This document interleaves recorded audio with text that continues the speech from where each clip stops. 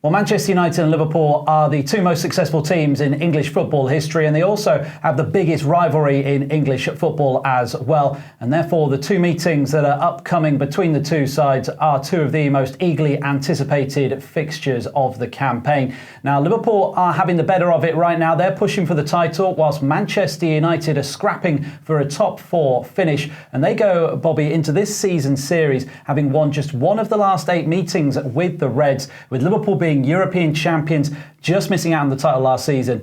They are the heavy favourites, aren't they, to win the series this season? They are, and all the stats, as you mentioned there, completely suggest that. It's hard to make an argument in the other direction based on the depth of the two squads, the quality in the two squads, the quality in the dugout. I think Jurgen Klopp, for me, so much more experienced than Ole Gunnar Solskjaer, has always been at the highest level pretty much his career with Borussia Dortmund and then on to Liverpool, and he just seems to have a style, a philosophy that the players have got on board with. We've seen bits of that from Solskjaer at United, but not enough of it to suggest that they can do it on the big stage against a big club like Liverpool in a series like this to come out on top. So I think you have to be leaning towards Liverpool to come up trumps when these two meet, even though it is at Old Trafford in that first game. Yeah, it is. Old Trafford staging the match on the 20th of October and then the return fixture at Anfield on the 18th of January. In terms of who will dominate on the pitch, you look at players who have performed well recently. It's not always the names you might expect. Xherdan Shaqiri scored twice last season for Liverpool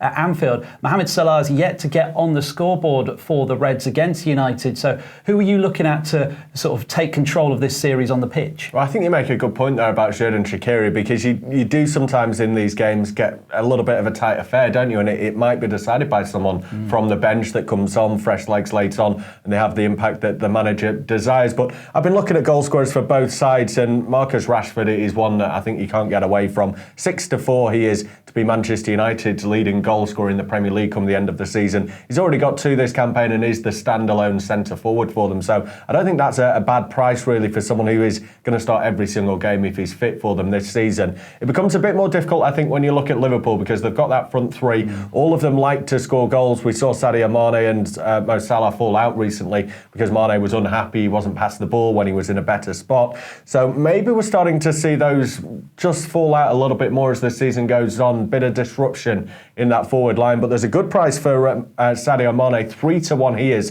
to be Liverpool's Premier League top goal scorer by the end of the season. A much better price than you'll get on Salah, who is at 4-9 to be their top goal scorer come the end of the campaign. Considering they were matched last season on the mark come the end of the term, I think that's a good price. Firmino is the other one, doesn't tend to get as many goals. He's 7-1, but I think there's more goals in that Liverpool side, and that's why we see them represented well in that market. Yeah, I'm with you. Rashford was the only name that stood out due to the fact he's got a couple of goals against Liverpool in previous meetings. And then finally, who's going to claim the bragging rights of the two sets of supporters then? Who's going to finish higher in the league table this season? Because you talked about before, I think we're both going to agree it's Liverpool, isn't it? Because they are pushing for the title. They are 11-4 to win the Premier League this season. Whereas Manchester United, you get big odds on them to win the Premier League. They're looking at top 4. They're 7-4 to win the Premier League title. Just on a special market like top Northwest club, United 66-1 to finish as the top Northwest club. How times have changed for Manchester United? Yeah, they're actually 14-1 to be bottom of the Northwest sides.